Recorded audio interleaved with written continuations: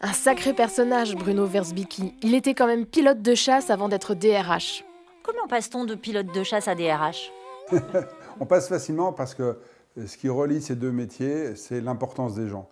Et quand un pilote de chasse est tout seul dans son avion, eh bien, ce n'est pas sa réussite à lui, c'est la réussite d'un collectif, c'est la réussite de plein de métiers, de plein de personnes qui vont travailler au profit de la mission et qui vont permettre à cet avion d'être en l'air, quoi. Quand j'étais DRH, j'avais vraiment conscience que quelle que soit la place dans l'entreprise, quels que soient les métiers, tout le monde finalement avait un rôle important pour la réussite de la mission. Et on sait bien tous ici, et les DRH le savent encore mieux, c'est qu'on n'embauche pas quelqu'un pour rien.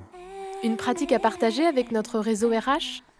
Quand on fait des missions aériennes, il y a toujours plusieurs moments importants. Il y a la préparation de la mission, le briefing, où on accorde un peu tous nos violons, la mission elle-même, et puis le débriefing. Et le débriefing est quelque chose d'important, puisque c'est ça qui va rendre l'expérience apprenante. Et l'expérience est apprenante, ça n'arrive pas comme ça. Il faut donner les conditions idéales pour que ça le soit. Et ces conditions, c'est le célèbre hamburger du feedback. Alors le feedback, c'est du positif, le trouver, l'identifier et le partager. Les choses qui sont à améliorer, qui ne sont pas complètement parfaites, qui nous ont manqué, et puis terminer par quelque chose de positif. Un merci, une ouverture vers quelque chose qui va faire grandir la personne. Le hamburger, il faut savoir prendre le temps de le faire.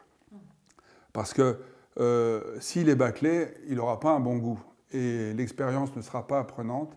Et là, les personnes ne grandiront pas, ne seront pas nourries. Et finalement, soit deviendront frustrées, soit partiront, soit quitteront l'entreprise. Et aujourd'hui, on a besoin d'avoir des gens motivés, des gens qui grandissent. Un petit mot sur l'actualité RH? Socialement, en France, on a coupé la population des gens en deux parties. Du coup, ce n'est pas mes mots, c'est les mots qu'on a entendus. Les métiers essentiels et les métiers non essentiels. Et ça, cette coupure a touché aussi l'entreprise. Cette catégorisation n'est valable aujourd'hui que pendant cette crise sociale, que pendant cette crise sanitaire.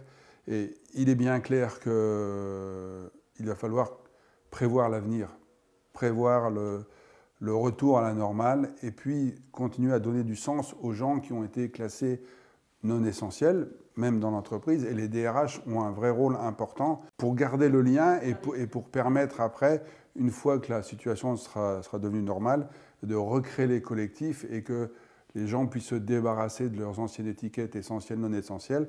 C'est pas facile, mais je dirais prenez le temps de bien faire vos hamburgers, de bien donner de feedback, de bien donner de l'importance aux gens.